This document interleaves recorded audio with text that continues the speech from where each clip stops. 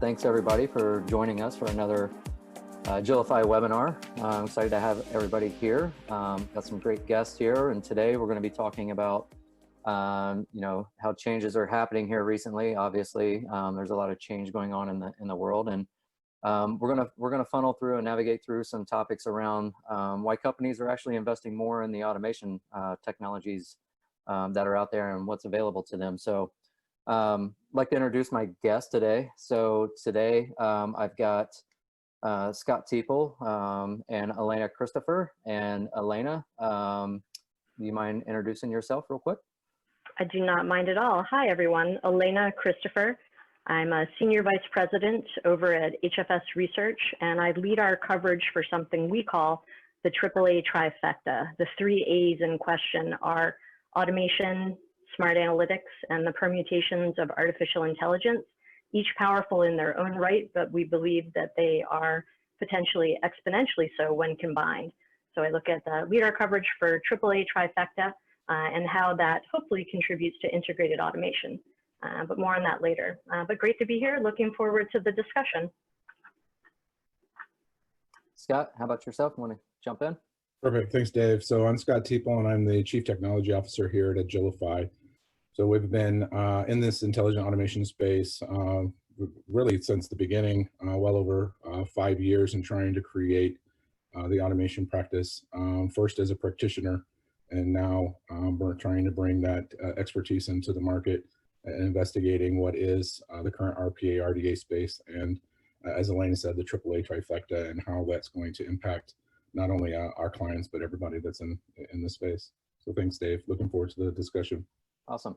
Thanks, Scott. Thanks, Elena. And then as I mentioned out the top, my name is Dave Wells. I'm the Chief Marketer here at Agilify, and I'm going to be facilitating the conversation here. So let's just jump into the first topic. Lately, obviously we've seen a lot of unforeseen changes happening to organizations that are out there, and there are many different stages of folks that, people who are experienced in intelligent automation, folks who are late adopters. And one of the things that really jumped out to us here at Agilify, Elena, was this report that you guys put out, and you've outlined this paradigm shock of things that, what has happened, what's going on with organizations, how are they reacting. So can you dive into this a little bit and explain sort of your perspective on what's really been going on and where folks are going? Absolutely, happy to. So as Dave mentioned, all right, so back up a little bit. Let's go to March. So March, I believe it was March 10th, is when the World Health Organization declared COVID-19 a global pandemic, and lots of things ensued thereafter. Obviously, all of us have been living this, so I think some of these stages will probably sound pretty familiar to you, but one of the things that we wanted to do at HfS was to put some definition around each of the stages so we could help first define them, but also contextualize what's going on, because we believe that that helps create plans for the future. And we term this the paradigm shock, because I'll step through each of these in a moment, but one of the interesting things that we have observed that has happened is that, well, firstly, we obviously went into crisis mode, which is, okay, we have to put our employees first, we have to really look out for health and safety, and we have to do so in a virtual format. Many businesses have digital or virtual elements, but most businesses are not entirely virtual in that regard. And so it was both health crisis, but also a gigantic operational crisis of what do we do now? And so it was from that concept of, well, it's not just a health crisis, it's truly a paradigm shock. We're being forced to fundamentally change how we operate. A quick anecdote, I was talking to an automation leader at a large global telecommunications firm yesterday, and he had mentioned that they had been kicking around ideas internally about, hey, could we let's take our contact center to a work from home model. And their forecast was that it would take them, and I'm not making this up, 5 years to do that. And you want to know how long it actually took them when they had no choice? It took them 2 weeks. So we see this just sort of that example of the paradigm shock, which is when you have forced change and it's all about protecting people because it's a global health crisis, it makes interesting things happen. So within the paradigm shock, we came up with the different stages. Crisis, I just mentioned, which was just what do we do, how do we do it? And then we moved into the stabilization earlier in the spring and such, which was, I essentially couched this as all about trying to get to some concept of business as usual. So setting up lots of the work from home protocols, ensuring the collaboration tools, and really getting a good handle on what you can do and what you can't do, what works and what doesn't work. By the way, here we see a gigantic correlation with, for any of those investments that any enterprise had made in digital transformation or digital business, that's really where it started to show its mettle. And that's, by the way, is where I've heard lots and lots of enterprises at different stages sort of acknowledge everyone wishes that maybe they had done more for what I'll call overall digital transformation, but also very specifically to automation and intelligent automation investments. They wish they had done more, but also realizing that for those who had made some level of investment, that they were really starting to prove their mettle, that they were really resilient. They did what they needed to do. We know that, like just an RPA example, if bots are well built and they run well, they can continue to run. They are completely location agnostic. They are the epitome of digital, if you will. And then moving into phases 3 and 4, we club these together because, as we all know, there's a lot going on right now. Sadly, we're not out of the woods with the pandemic yet, but yet business persists. We've hit that sort of cautious business as usual stage, and we're realizing that we need to start making our decisions to really begin to contemplate the post-pandemic future. What is, for example, what are we doing in 2021? You start to hear things being talked about such as, well, hold on, we've actually proved, this is part of the realization, we don't necessarily have to work in offices. I think a lot of enterprises were very surprised by just how effectively their staff at all echelons of their enterprise have actually been able to work and be productive. In some cases, SLAs even being satisfied above and beyond what they used to be in the before time. So there's lots of realizations going on. But what's really starting to happen is that enterprises are starting to identify what their have-to-haves are. And as they look to that future, the tail end of 2020 and moving into 2021, the stake in the ground that we put at HfS is that we think there's going to be a big focus on unleashing people.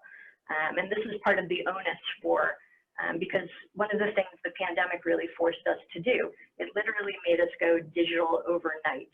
And then part of the realization is that there are a lot of things that are now being done in this digital format that are actually better than the ways that we did things before. You can debate though, do you need offices, do you not need offices? But a simple concept like, is it really necessary to go to a physical location to get a signature for something? Concepts such as that, I think we're starting to realize, hey, wait a second, there's a lot of efficacy to the use of digital. And so there's a real want to retain this digital momentum. And so back to that, the HfS stake in the ground, we think a big piece of this is around unleashing people. It's not just employees. We're all people in all states and stages, but it's that ability to unleash your employees, making the work they do more effective, unleashing your customers, making their experiences better, as well as unleashing your partners. We've got, every enterprise has loads of ecosystem out there. So that's a bit forward looking, but I think the thing that's most certain is that one of the almost sort of bizarre silver linings of this pandemic is that it really, just in the forced change of going from physical to digital, it really opened a lot of eyes about what's possible and what we actually really want to retain. That's what I've got, guys. What do you think? Thanks, Elena. Yeah, Scott, no, go ahead, Scott. well, yeah, and I think when you start talking about hardening to the business itself, you start saying what's actually important here, right? And what we found with some of our clients, is the future. Hey, Scott. Yeah. Your audio was a little choppy. You may want to see if we can try and repeat that response real quick and see if we got a better connection there. Here, and I'll use my cheesy line, Dave. We all think that AI is hard. You know what's really hard? AV. AV. Let's try it again, Scott. And it looks like he's frozen up for a second. All right. So good thing I know what Scott was going to allude to here. So we've run into situations at Agilify, some specific use cases around what we've talked about already, Elena, and what you've alluded to is that this crisis really hit, and what it really ended up doing was yeah, people have a lot of funding in place for their IA programs and things like that, but what really ended up happening with some of these is that they really need to reprioritize some of the automations that they had ready to go, and respond to where some of the high transaction volumes were coming in, or specifically in a healthcare experience there was high patient volumes, right? So like how are they responding to that? How are they handling that? And there's a lot of work that happens digitally that was becoming a burden on folks who are not typically capable of handling that sort of volume. Scott, you looks like you're back. You want to jump into the use cases that I started to describe here and hit on those real quick, and let's try that again. Yeah, how's my audio now? Can you hear me? Much better. Perfect. Yeah, so I guess I was describing one of those use cases, and that was within the purchase order adjustments. And what I was saying is that before the COVID or this pandemic occurred, there was some analysis, and really the feedback was, there's not a whole lot of volumes here for us to continue to do this automation, which is, hey, when there's purchase order adjustments, say there's a disruption in the supply chain, or maybe somebody changed the order, maybe there was the amount. We had the customer had employees that were kind of set that were able to do those adjustments, but the value wasn't exactly there, even though this is critical to the business itself. Well, when the pandemic happened, those volumes went from like 300 to 3,000 a day, and all of a sudden, then they were like, "How are we going to make these adjustments be able to bring not only the day-to-day work that they have to do, but also all those purchase order adjustments?" And the reality is that the automations that were put in place was about a week's worth of time, even though the volumes weren't there in the early stages. What this does is it causes, or it helped our client really understand that, hey, those business critical items, we really need to start hardening and start, hey, there may not be the value today, but what this does is it puts us into a position into the future. Another use case was around one of our healthcare participants and their automated dispensing cabinets. And the process before COVID was that a director at the time had to make approvals for, I guess, the fulfilling of the prescription medicine that was non-controlled substance. The reality was, with all the rush of patients that were then coming in, that this director was doing nothing more than spending all this time doing all of these approvals. And the reality is that patients were now sitting in the rooms that it's really important to get high turnover, especially when you need to prescribe some of these medicines. An automation, again, within a very short time, was able to really relieve that automated workflow for the individual, so that they can get back to what's really important, and getting the patients the medicines that they need in a highly critical time. So therefore, they can get on to what they need to, and then obviously turn over the rooms for future. So really, highly critical cases where you're like, the value wasn't exactly there, but these are critical to the business operations, and what really impacts the bottom line of the organization. Really brings that focus to say, hey, what more is there, and where should we really be focused to truly have business impact? How's my audio there? Was it better? That was good. Thank you, Scott. All good. All right. So, now that we understand, obviously everybody's kind of been and living through the crisis and stabilization mode. Elena, there was another graphic that really stood out to us, and we appreciate the research that HfS puts into this, because, this is what you would call the entire intelligent automation technology stacks and the investments, or the AAA trifecta, right? Like, you guys have put together this analysis on where you're learning from organizations.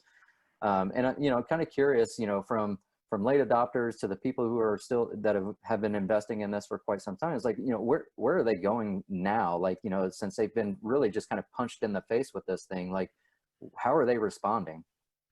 Yep, absolutely. So firstly, I'll just take a minute to describe the slide, because one of the things that we really truly believe in at HfS is that we're always, part of the point of our research is that we're always trying to contextualize the trends that we see in the marketplace. And so this is a slide from 2019, and I've been using this to describe the pre-pandemic baseline of intelligent automation. As you mentioned, Dave, there's a whole bunch of different types of technologies.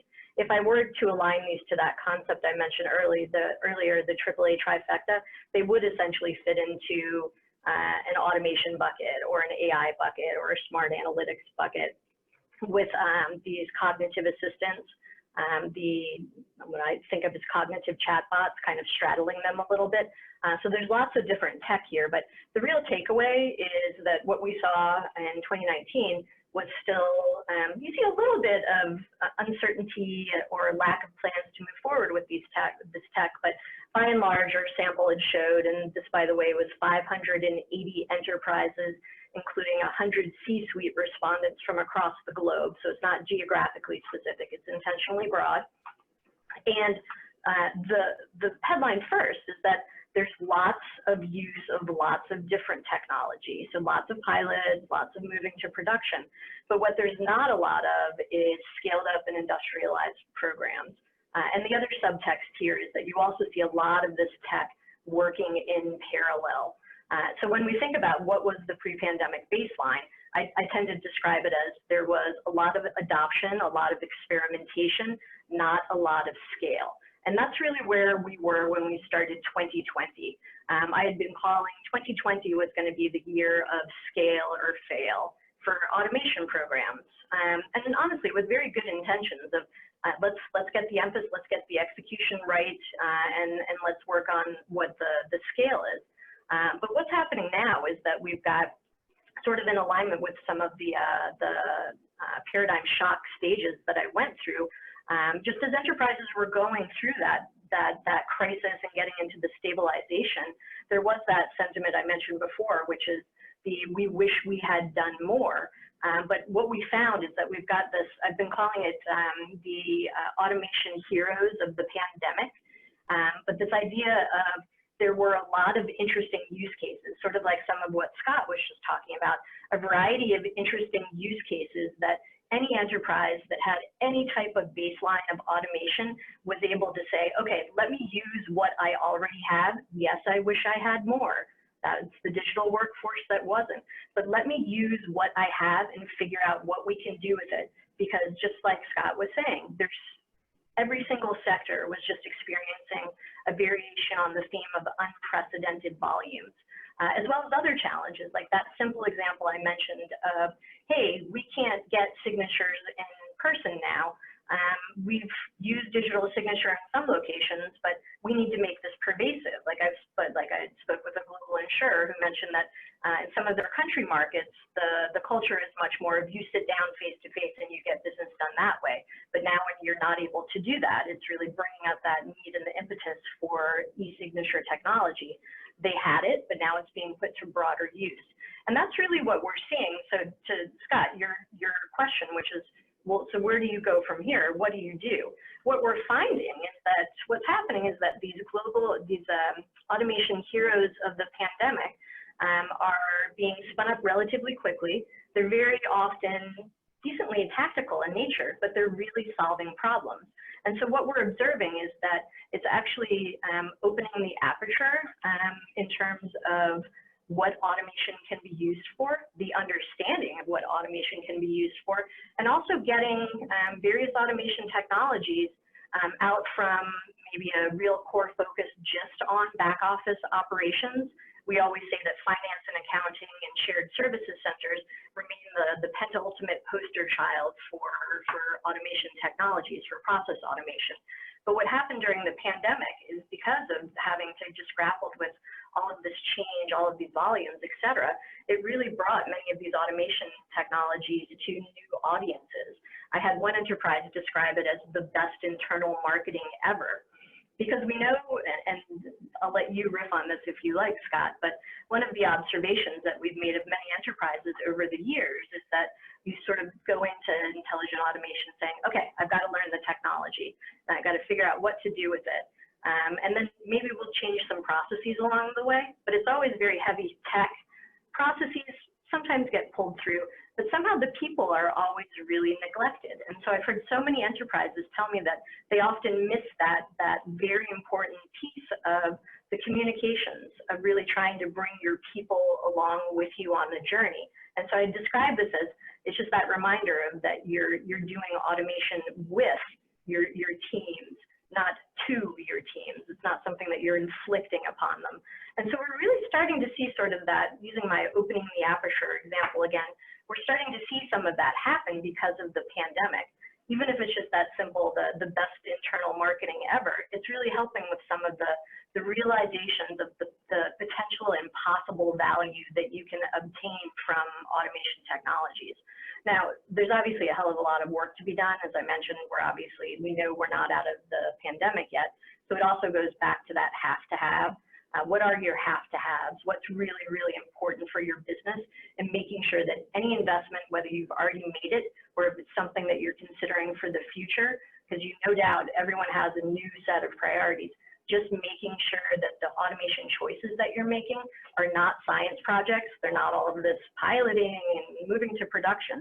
They cannot be science projects. They have to be very specifically aligned to value.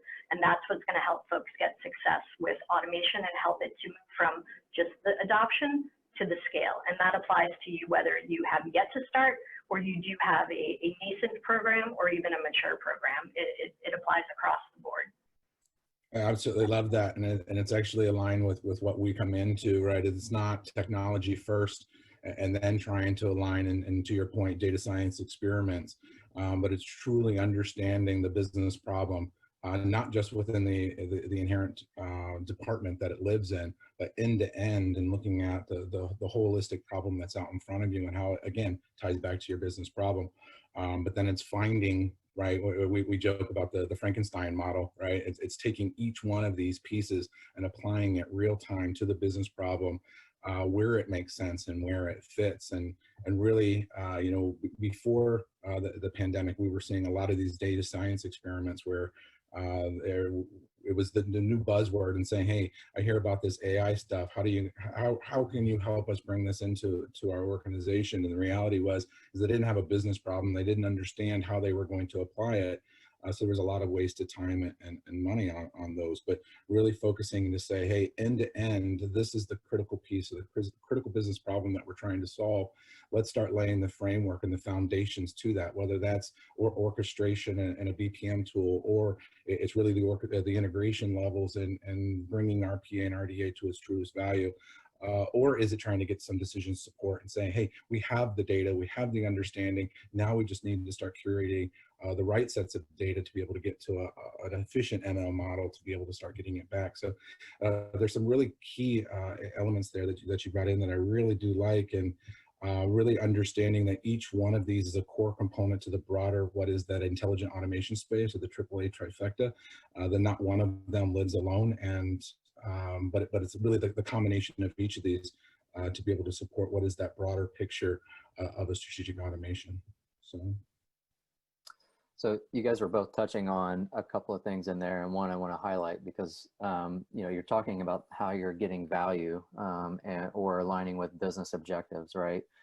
And so, Scott, I know we've been working on some things at Agilify on how we can translate that to the customers much easier, right? So for a long time, they've been really focused, and rightfully so, on hours back to the business and things like that. But I'd love for you to expand on this total automation program yield model and talk about that and explain this out to our audience out here today. So. Yeah, thanks, Dave. So, 5 years ago when we were coming into this, the ask from everybody was around how are you going to bring value in ROI, and it was really around volume-based metrics, and say as well, the X number of widgets are coming through and I'm able to now offset. So that was really the value, and say, well, that's all that was really going to happen. And the reality is that when we started looking at task-based it was much more than that. And we knew that we were now starting to impact all areas of the business when you look at customer experience, when you're looking at employee experience, audit and compliance. So one of the best ones that I can think of is when the automation around journal entries and a use case where the system itself would allow journal entries to go out of balance. And because of that, there had to be quite a bit of controls that were put in place from a financial perspective to ensure that that didn't happen with a real quick automation that allowed for 100% audit to say, hey, journal entries aren't out of control anymore. Now you start looking at the cost and what that means. So it's much more than just, you know, the volumes of journal entries that were coming in, but what is the cost offset within your audits and compliance program? The scalability factor, and what does that mean around the ability to take on more work or to do more work with less employees. Maybe there's an offset within your employee retention or your hiring. So instead of having to hire more, the automation is put in place and you're able to do more volume. But the fact is that you don't have to now hire more individuals. Well, does that impact your bottom line? Well, of course it impacts your bottom line, but it's more of a cost offset instead of a cost savings that hits your direct bottom line. You know, the customer experience is a huge one. And I know that Net Promoter Score and some others are out there, but really tying your automation program back into those is a difficult thing to understand at the moment, to say, you know, there's so many things that are going on with you in your business that are impacting across your entire enterprise. How can you be sure that your automation is impacting those scores at a whole? And I think that it takes a business rigor to say, we know that the automations are getting in place, and we're going to take the time to do some benchmarking to really get ourselves to a place where we understand the true impacts that the automation is bringing. And then we have an empowering impact, which is really associated to the employees themselves and giving them the abilities to do what they need to do. You know, the total automation program yield isn't new in the industry, and we're starting to see a lot more impacts in the overall driving to what this means. But I think that the pandemic actually brings a lot more visibility into the, I guess, escalating the needs for this conversation to occur, because it's more than just cost savings that's going on, and really aligning it back to the business itself. Hey, Dave, I'd love to just quickly riff off the back of what Scott said for a moment, which is, I just really want to underscore that point, Scott, about, and I'll phrase it as something like automation, not just for cost savings anymore, because I've heard this. We hosted a virtual roundtable at HfS yesterday, and so I was talking with 25 enterprises from around the world, lots of different industries and such, but that was really one of the universal themes that we hit on, which is, just as folks think about how do we continue to push our programs forward, that theme came up again and again, which is sort of like everyone acknowledges that the cost savings and cost optimization was what they focused on initially to get them started. But as they've learned, as they've grown, and as they've expanded their programs, they're realizing that there are so many other elements that come into it. So not trying to hoodwink anyone and say that the cost optimization goes away, particularly in the, I mean, we're pushing up against a recession. 2021 is going to be an interesting year of recovery. So in many ways it becomes more important than ever, or at least just as relevant as it always has done. But what we're finding is that it's truly being complemented by other both business drivers and desired outcomes.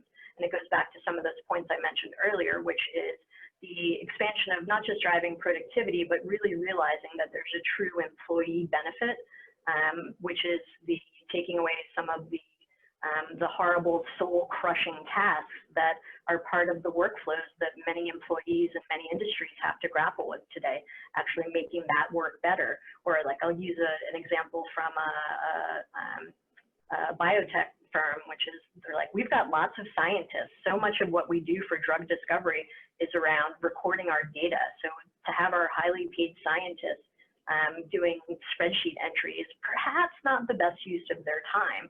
So really trying to make those employees better. And then to your other point, Scott, which is then that ability to extend it out to how you actually impact your customers. You're right, that one is really tough to, because some of the impacts, like even just going back to my very simple e-signature example, or just having a cognitive agent that actually gave some sensical answers to something so you could actually self-serve. I'm not sure that entirely changes an MPS score, but it certainly helps. So there is a broad expansion going on right now, I believe, in terms of the perceived and understood benefits of what is possible with effective automation programs. Yeah, absolutely. And to the use case that you're seeing on the screen right now, you know, this was an example where our client was doing some lab outsourcing for some tests.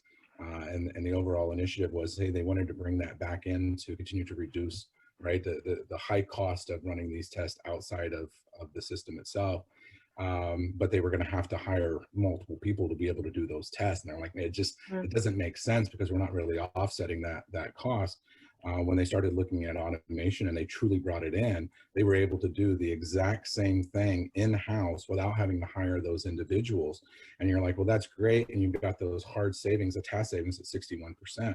But there was so much more value that really was brought into when you look at, again, back to the other use case around COVID, getting the test actually quicker, being able to get the patients their test results a lot faster, and it's automated. So you were also reducing the number of calls that were going into your contact center because they're looking for their results and they haven't gotten them back. But this was all, you know, instantaneous around the automation itself.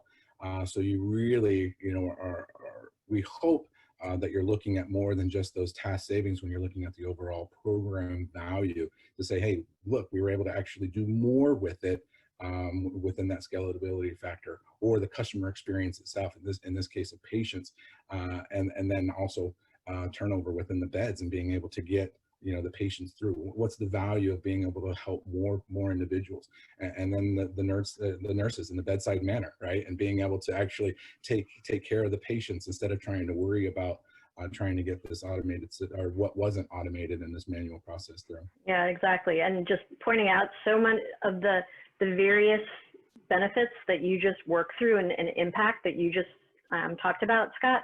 Cost is there, but it's expanded. There's just a lot more value to be had, and that's a key part of what enterprises need to continue to have their eye on, which is really to ensure that you're getting your programs to fire on all cylinders so that you too can have some of that expanded benefit. Yep. So, you know, it's, sorry, Dave, and yeah, and I think it's nice for us to talk about it and say, yeah, you should be doing it, but there is a sense of you need to have some rigor around it and say, hey, before we do this, we need to make sure that we have the measurements or the metrics to say this is how and when we saw those benefits actually being realized to go forward. So Dave, sorry, go ahead. No, you're fine. No, and the great thing is too, is as we've seen organizations mature, the more that they're able to align some of these other benefits to their business objectives, and that's how you get more of the support. And so when we talk about support and we talk about potential for programs failing or stalling and things like that, you know, we've run across this many times in the past, but what we're finding is that, you know, a couple of years ago, we released a report that we outlined a bunch of stall points around. We're finding more and more stall points as they come through. You know, Elena, like, you know, we've outlined, like I said, this report here is 2 years old, and we continue to see these same sort of stall points, but there's more coming down the pipe. And as we've been hit with this pandemic, obviously, you know, there was a reset there. Where else are you seeing organizations struggled, and what, you know, considering, you know, this report's is there and it's still effective, but where else are you seeing some of these organizations stalling out? Yep, great point. And by the way, I mean, so to your point about you put this piece of research out 2 years ago, I talk to my CEO, Phil Firsch, on a routine basis where we sort of privately say, we worry that we're saying many of the same things. And we're just always reality checking to make sure that, because I assure you, we update our research constantly and it's very organic and growing and on an ongoing basis. But a lot of the themes that we've been hitting on for a number of years at this point are just as relevant today as perhaps they were 2 years ago, as per the stalled report. But to that, some of the things that we see that drive some of the stalls, as I alluded to before in that the digital workforce that wasn't type of slide, I think that there were a lot of science projects out there. That happens constantly with, it's not unique to automation by any stretch of the imagination. There's that necessary stage that you need to go through to figure out the merit, to figure out the potential benefit. What is this technology? Is this something, is it necessary? Do we want it? Then shades of, do we want it in-house? How are we going to manage it? All of those types of decisions. But I think that the way that the pilots and the so-called science projects, they're not created equal.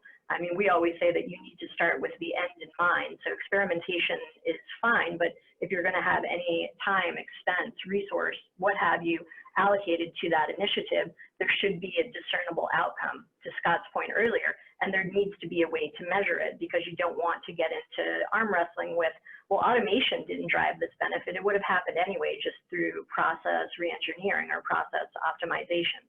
And even if I take one just slightly further step back, even the way that take a singular technology like RPA, for example, it's been one of those tools that has had a lot of hype associated with it.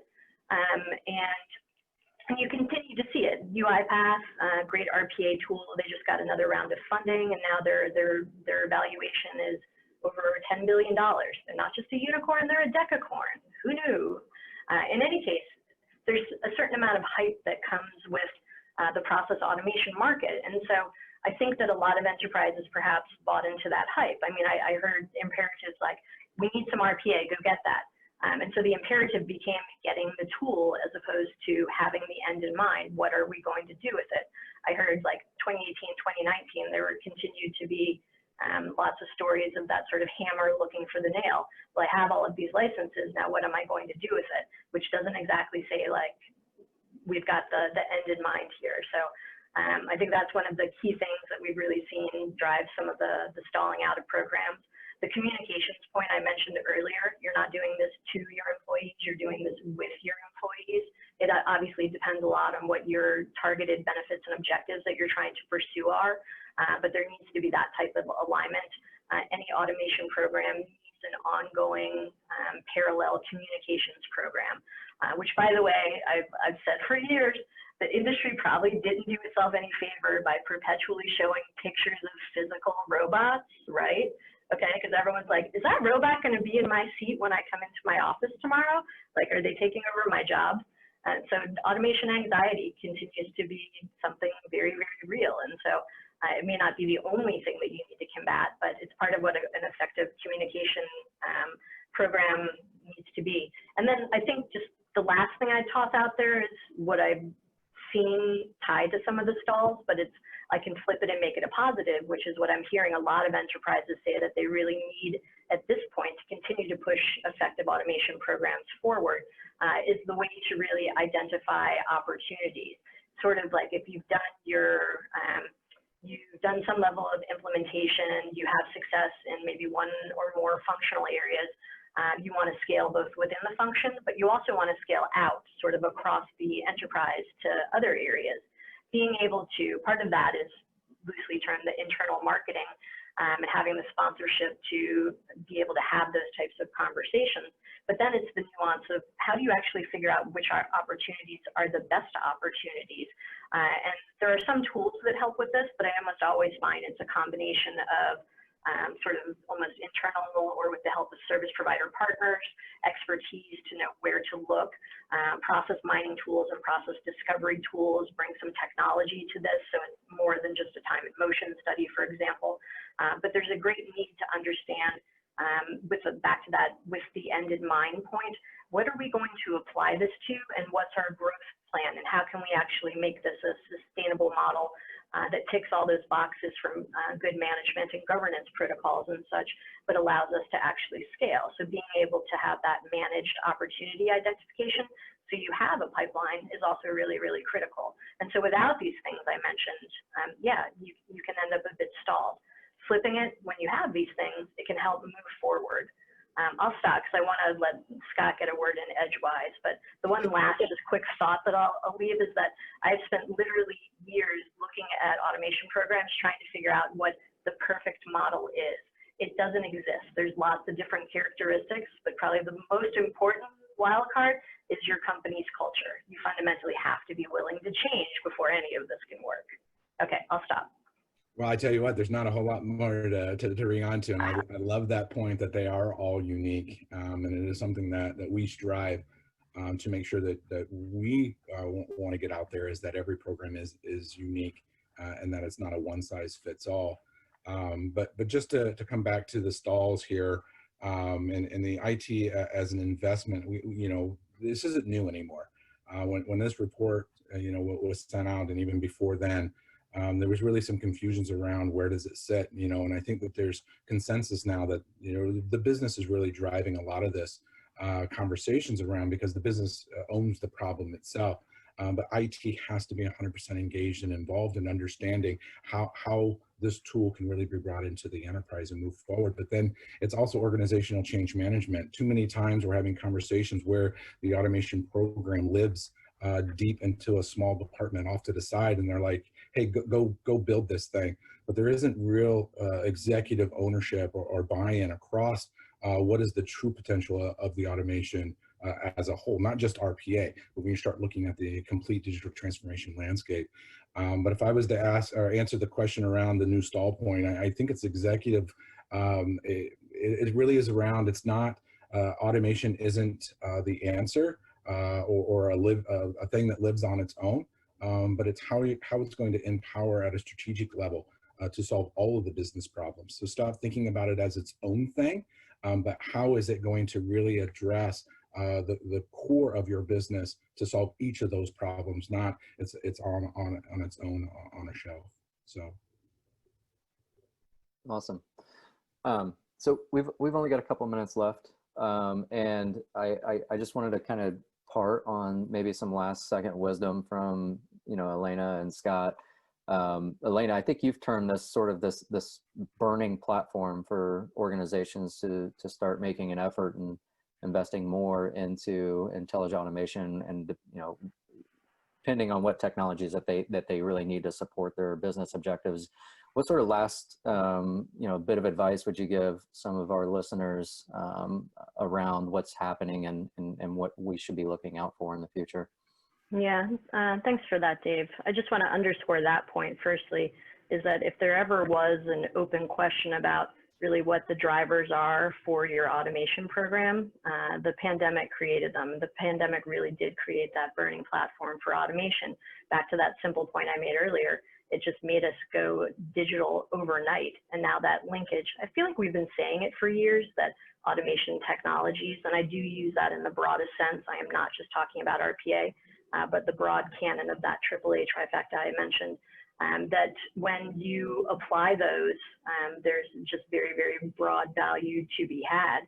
And being able to, the point I was making was being able to create that true link between automation and digital transformation, because you literally see it happening, because the pandemic forced us to do it, I think is very, very powerful. What I'll say for, I think, parting words though is, so we're in various stages of lockdown, pandemic persists. Despite this, despite all of the rigor, the orchestrations, everything that we've had to do just to get to some semblance of a functional business as usual during the pandemic, what I see and what I hear is a lot of optimism, actually. And part of it is because, sort of like what I was just saying, a lot of these automation technologies are really proving their mettle. They're really proving that they work. They're really proving that they are resilient. And so part of what I recommend and am advocating for on a go-forward basis, you need to sort of work some of the steps that we talk through, which is always ensuring the alignment, having functional programs that contemplate and bring together IT and business, like Scott was saying. Don't be in that little corner. You can be that business in one business unit in one corner of the business. But if you want to try and expand your program, you're going to need help, and partnering with IT is a great way to do that. But so there are so many really positive reasons for you to continue to pursue automation, despite the hype, and no single tool ever is going to drive digital transformation. But used in concert and used with the end in mind, automation is a very viable way of helping your organization achieve many elements of digital transformation, and very often also offers a very legitimate now component to that. This is not a 5-year intervention. This is something that you can have running up and running with decent speed. Scott, anything you would add? If you haven't started your automation program, and I know that there are some that are still out there, it's not too late. I think it's through the pandemic. I think to Elena's point, now is the time. But really make sure that you're aligning with the overall business strategy. I know I've said it multiple times, but I think this is really the critical piece, and understanding where the business is going, what those critical business KPIs are, and then start aligning not just to a department, but to the overall organization goals. So, and I'll keep it short since I know we're out of time. Great, thank you, Scott. Elena, thank you as always. Great conversation. Scott, thank you as well.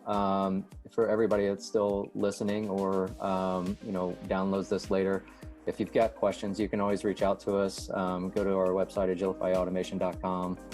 You can connect with us that way. Appreciate everybody's time. Thank you very much for joining us, and we'll look forward to doing another one here shortly. Thanks, everybody.